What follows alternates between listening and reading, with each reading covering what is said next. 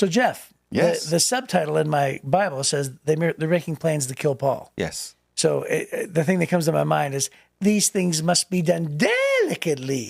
I don't know what movie that is. That's the Wizard of Oz. Wizard of Oz. Yeah. When she says, she says, how to do it's not my concern. These things must be done delicately. Okay, very It good. was trying to figure out Well, how to. I've seen the Wizard of Oz, but Yeah. yeah. Oh, it is an old movie. Yeah. No, it's a good movie. I like it. So He's Chris and I'm Jeff, and we're the Bible guys. get on with it.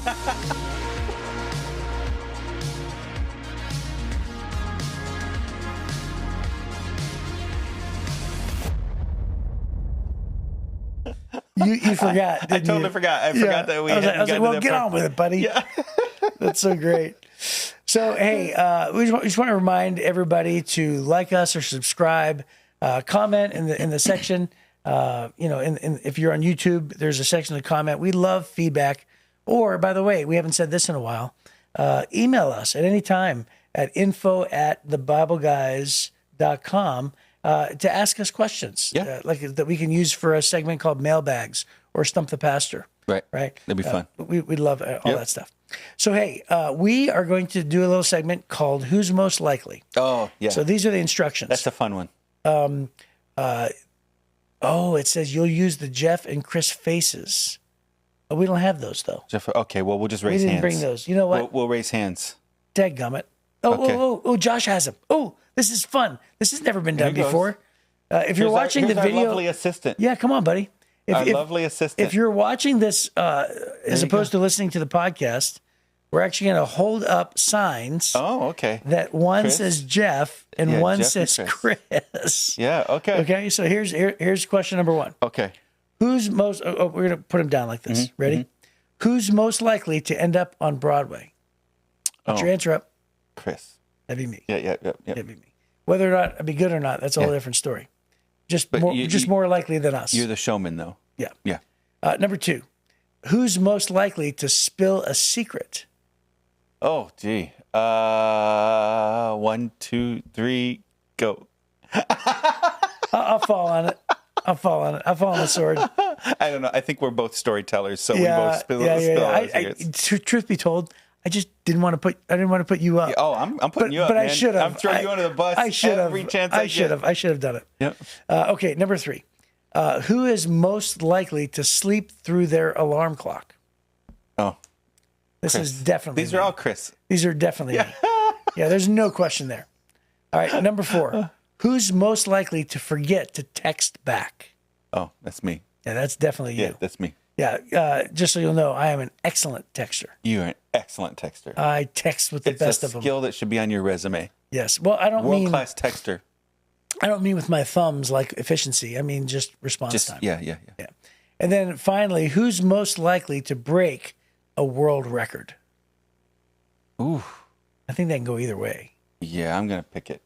I'm gonna give you the credit there. I'm gonna give you the credit.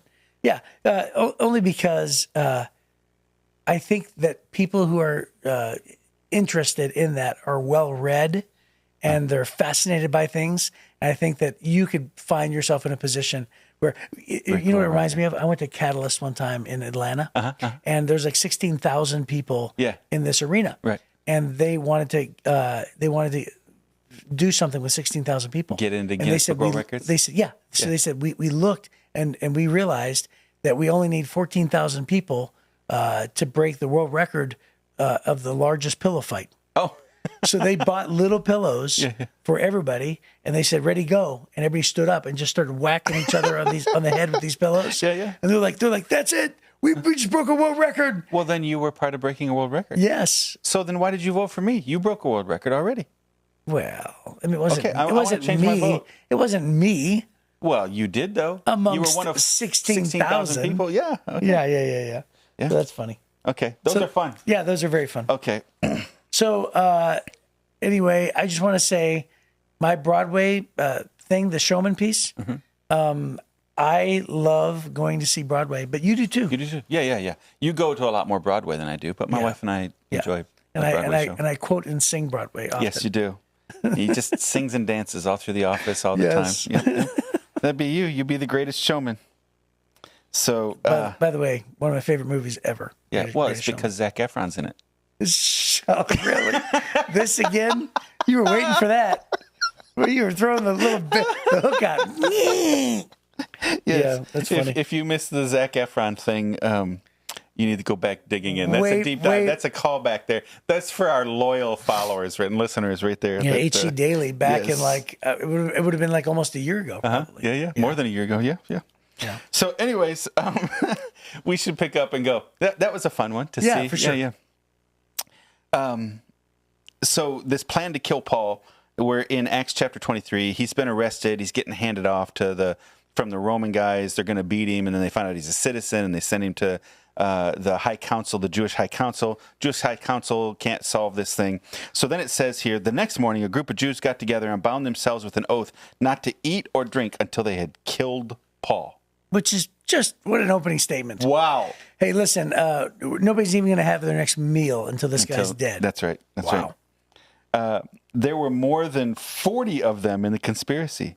They went to the leading priests and elders and told them, we've bound ourselves with an oath to eat nothing until we have killed Paul. So you and the high council should ask the commander to bring Paul back to the council again. Pretend you want to examine his case more fully. We'll kill him on the way. But Paul's nephew, his sister's son, heard of their plan and went to the fortress and told Paul. Paul called for one of the Roman officers and said, take this young man to the commander. He has something important to tell him. So the officer did, explaining, Paul, the prisoner, called me over and asked me to bring this young man to you because he has something to tell you. The commander took his hand, led him aside, and asked, what is it you want to tell me? Paul's nephew told him, some Jews are going to ask you to bring Paul before the high council tomorrow, pretending they want to get some information, but don't do it. There are more than 40 men hiding along the way, ready to ambush him.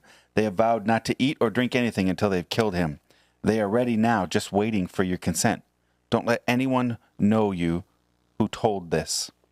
The commander warned the young man. Don't let anyone know you told me this. How about that? Yep. The commander warned the young man. Then the commander called two of his officers and ordered to get 200 soldiers ready to leave for Caesarea by 9 o'clock tonight. Also take 200 spearmen and 70 mounted troops. Provide horses for Paul to ride and get him safely to Governor Felix. Then he wrote this letter to the governor.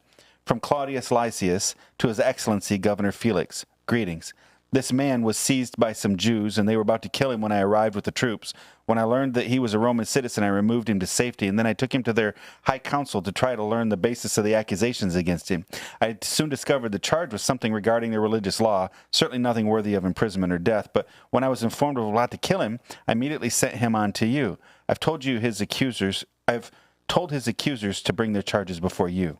So that night, as ordered, the soldiers took Paul as far as Antipatris? I've never heard that word. Yeah, never either. Yep. They returned to the fortress the next morning while the mounted troops took him on to Caesarea. When they arrived in Caesarea, they presented Paul in a letter to Governor Felix, and he read it and then asked Paul what province he was from. Cilicia, Paul answered. I'll hear your case myself when your accusers arrive, the governor told him. Then the governor ordered him kept in the prison at Herod's headquarters. There you go. It is. Yeah, so it's really interesting because I believe this is the only place where Paul's family is actually mentioned. That's right. And because it's so out of the blue, and because Paul, is responsible for writing most of the New Testament, right? Yeah. Just throwing it out of the blue. Wait a minute, Paul had a sister? What? Yeah. And his sister's son was not only he was there, he was within close proximity to hear this. Yeah. That's amazing. Well, just think of how many times in our podcast we've incidentally mentioned your 3 kids, my 3 kids, our wives. Yeah. You've told stories about your brothers. You've told stories about your mom, about your uncles. We've told so many stories about our family just in 20-minute chunks over the last year. But this is the only time Paul's family is mentioned in the whole Bible. That's crazy. The note in the Life Application Bible says this is the only biblical reference to a member of Paul's family. Some scholars believe that Paul's family had disowned him when he became a Christian. And Paul had written of suffering the loss of everything for Christ in Philippians 3. And so that might have been what he was referencing there. But his nephew was able to see him because he was a Roman citizen. Roman citizens that were imprisoned were treated very differently. When they were under the authority of the court, they were treated very differently than non-Roman citizens. And so they had access to family members. At one point, through Paul's arrest here in this cycle, he spends years just living in his own apartment. but he's got Roman soldiers, that are assigned to him all day, every day. But he has his own home, and he's doing all these things. So it was a very different experience to be arrested as a Roman citizen that it would have been as a non-Roman citizen, right? Yeah, and I think it's interesting to theorize that his family would have disowned him because I think Abdu Murray, we had him as a guest in one of our Sunday morning experiences, and he actually talked about the cost that Paul would have had to pay, and just sort of brings to mind what it would have cost Paul to say, "Oh, just kidding, I'm now a Christian or a follower of the way," and you're talking about a pretty high price. Yeah. Well, that happens all around the world today, in not just within, not just people who become new believers in Christ, but in so many different areas, people that leave Islam or leave Hinduism or leave Buddhism oftentimes are rejected by the families. People who leave families that are centered around humanism and atheism, same thing. Sometimes you become a Christian and your family sometimes will abandon you. And Paul said, hey, you know what? If I suffer total loss for Christ, it's still worth it. And we also know from other sections in Paul's writings that Paul was single, because he talks about, it's better like me to serve Christ, but if you must, go ahead and marry. Yeah, right? 1 Corinthians 7. So, there it is. So we do know that Paul is single, so it's very safe to assume he doesn't have any children, no spouse at this point. There's no indication that he ever got one, really. But we do know that his nephew cares about him enough to look out for him. So if he was disowned by his family, it could have been he might have been disowned by his sister, but the nephew didn't understand or didn't care and loved Uncle Paul. And this is years later. This is decades. Uncle Saul / Paul.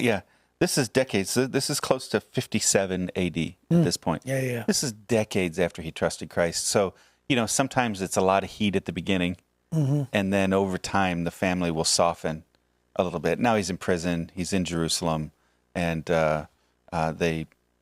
maybe the family's having some compassion on him, whatever. Yeah. Oftentimes, if you were going to be fed in the prison, it's going to be gruel. You know what I mean? It's going to just be bread and water kind of thing. But the families were allowed to bring food for the Roman citizens. And so there's all kinds of reasons, maybe. But this is the only time it ever mentions his family, which is kind of cool. We often mention the Life Application Study Bible, and there's a little chart here in mind that talk about the unsung heroes in the book of Acts. Yeah. And he says, when we think of the success of the early church, we often think of the work by the apostles. But the church couldn't have done it if not been for the unsung heroes, the men and women who, through some small committed act, moved the church forward. Yeah. So it mentions in Acts chapter 3, the crippled man, after his healing, he praised God, and the crowds gathered. The 5 deacons in Acts chapter 6, Ananias in Acts chapter 9, who brought sight to Saul, and Cornelius, Rhoda, James, Lydia, Julius, and Jason. And then it says Paul's nephew. Yeah. Right? So he doesn't have a name. Yeah. So he's listed as Paul's nephew. He saved Paul's life by telling the officials about the murder plot. Yeah. So think about the contribution that this young man had, assuming he's a young man, to the church that you and I pastor today. Yeah. Right. So the connect the dots syndrome, the ripple effect of Paul spreading the gospel to the ends of the world, including the Gentiles, which are you and me. Right. And the church just blossoming across Europe and in Asia, and then eventually coming across the seas, the pond or whatever, right. and making it over here. So think about that. So we're gonna get to heaven one day, be like, hey, you're the nephew kid. Yeah. Everybody else gets to say, hi, I'm Jason. Hi, I'm Lydia. Right. And he's like, I'm Paul's nephew. So he's going to have to tell us his name when we get to heaven. But I think this would be funny, worth sharing. I was in Atlanta, Georgia for 11 years. And, they're pretty Southern in Atlanta, some parts of it. Yeah. And I had a really Southern-speaking friend named Mark. And Mark's he's like, dude, you got to go to downtown Atlanta of this church that I grew up in. And they do this play, and it's the same play every year. And I'm telling you, it is dynamite. And I'm like, okay. And so it's supposed to be this end of life kind of thing. And so every year, they made up this play. The person in the congregation wrote it, and they perform it. And then at the end, he's like, at the end, they walk up to you and they hand you these crosses, will you accept the cross today? All these kind of things. Well, anyway, in the script, it said, blind boy. Okay, blind boy. Did I tell you this before? No. Okay. So first of all, Jesus was a silhouette of somebody wearing a Burger King crown. Okay. Behind a bed sheet. Okay. It was absolutely laughable. Yeah. Right. It's hysterical. Hysterical. Yeah. And this poor little church, right? So the light was shining behind him, and so then you had the shadow. Yeah, and you could on the could sheet. see the Yeah, Burger King crowd, Uh-huh, right? uh-huh. And so anyway, so what ends up happening is this boy, this little sweet little character that they had written in, well, he dies and he goes in front of the bed sheet, right, with the big silhouette, and then God's voice in the microphone says, "Ah, my friend, blind boy." Instead of a name, because God wouldn't have known his name. Right. He just knew his circumstances. Right. He's a blind boy. So apparently in heaven, you're only known by your defects, right? But, I'm telling you what, nobody even caught it around me. Nobody even caught it. Yeah. But when he said, "My friend, blind boy," I almost fell out of the pew. I could not recover. And I'm telling you, and Mark is like, "What's the matter with you?" And I'm like, God called him blind boy. But anyway, so this is Paul's nephew. This is Paul's nephew. Yeah. But he's not given any credit here. But he's the guy. He's the man. Yeah, and I think it's neat how God uses. Apparently, it's assumed, believed that he would have been a kid. Yeah. Right. So maybe a young teenager or whatever. He had the ability to navigate on his own. His mom's not there. Yeah. So probably a young teenager. And I think sometimes we underestimate, even young teenagers underestimate what they can do for God. That's right. And in this instance, he winds up getting a bit of knowledge that's important. He cares about his uncle, and he has the guts to go and tell his uncle. But of course, his uncle's in jail. So then Paul says, "Well, why don't you go tell that commander?" And he had the guts to continue to follow through. Mm-hmm. And God used this kid to save Paul's life. Right? Yeah, and so and by the way, a whole bunch of books of the Bible are written after this moment. Mm-hmm. Right? Had they killed him in this moment, had he been assassinated on this road, we would have missed out on Ephesians, on Galatians. We would have missed out on 1st and 2nd Timothy, Titus, Philemon. Right? There's so many books that Paul has not yet written that still needed. There was still a lot of mission left for Paul, and God used his nephew to rescue him. Yeah, and so here's the great thing about any time that you come across an unsung hero, as the Life Application Bible describes, is that some of the greatest contributions to any worthwhile organizations, nonprofits, things that people have given their lives to and sacrificed for, that they've moved the kingdom of God forward. There are so many unsung heroes along the way. And so you can be an unsung hero behind a great movement. I remember a friend of mine who actually did this exercise, and long story short, they identified that they're like who lifted up the arms of Moses? It was Aaron. Aaron and Joshua. Yeah, Aaron, Joshua. So then, so there's a scripture where it says, as long as Moses held his arms up, they were winning the war. But his arms got tired, so they actually stood on either side of him and they lifted up his arm. Yeah. And this guy was trying to say that he identified with being the unsung hero. Like he said, "I'm not a Moses. Yeah. I'm not an out front kind of leader." Yeah. He said, "But you know what I am?" He goes, "I'm an Aaron who I'm going to do my very, very best to lift up the hands, or the position or the voice or the desires or whatever of the leaders. And these are the unsung heroes of the world. Yeah. Right. Yeah. And so just know this: nobody may know your name, right? And you may have a phenomenal contribution to wherever God has placed you. In your sphere of influence, in your relationships, or in your church. Yeah. In the mission of your church. Yeah. That was Aaron and her. Oh, her. Yeah, that's what it because is. Yeah. Joshua was out leading the army there. So yeah. Sorry, my brain didn't come along quick enough. We have a guy like that in our life. Chad Asman is our executive pastor at Heritage Church. Yeah. And nobody really knows. Yeah. Unless we're telling funny stories about him. Right. Because he's not an on-stage guy. But, he'll tell you in his life growing up, he never wanted to be like in a TV show or a movie. He didn't want to be the president. He wanted to be the chief of staff guy. He wanted to be the guy behind the guy. And so if you ask him, his favorite movie characters, his favorite TV characters tend to be the guy behind the guy. And it's always been that way for him, that's what he wants to be, is the one making it happen, not the one just out saying stuff, right? And he's just brilliant at it. God's given him that gift. And so, if you and I were responsible for just doing all the work that's at Heritage Church that we have, nothing would get done hardly. Right? We'd have a lot of fun, but not a lot would happen. Right. And, but Chad's one of the guys who, as soon as we start talking, he's over at the whiteboard starting to break it into pieces, figuring out how to make it happen. He's a make it happen kind of guy. And a lot of people feel like, I just don't have, I'm not a famous ministry person. I don't have a lot of power or influence. And I think we underestimate the super gifts that God's given every person. And so, the unsung heroes are every bit as important to the story as Paul. Right. If Paul's story ended there, that was it. Right. One thing, as we're finishing up here, I think it's humorous that, this soldier decides, this commander says, all right, there's 40 bad guy assassins. Let's go ahead and send 470 elite Roman soldiers to escort Paul up. I mean, it was just such a massive show of force at that point. And Paul's riding on a horse instead of walking. Normally, it'd be rare for a prisoner to ride it, but he's riding on a horse, so he's got an escape vehicle already.